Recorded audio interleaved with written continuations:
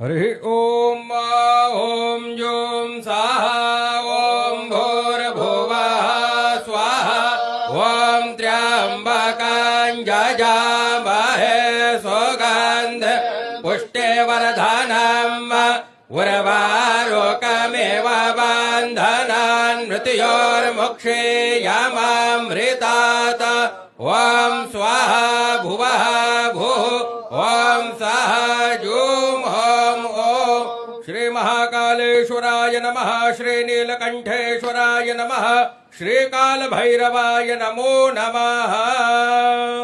यं यं यं यक्षरूपं दशदिशि वदनां भूमिकम्पायमानां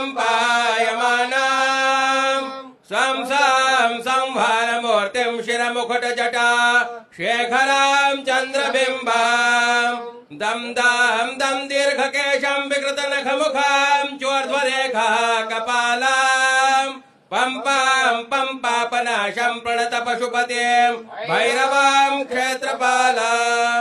बोल महाकाल महाराज की, काल भैरव महाराज की जय। नीलकंठेश्वर महादेव कृष्णाय वासुदेवाय हरये परमात्मने प्रणतः क्लेशनाशाय गोविंदाय नमो।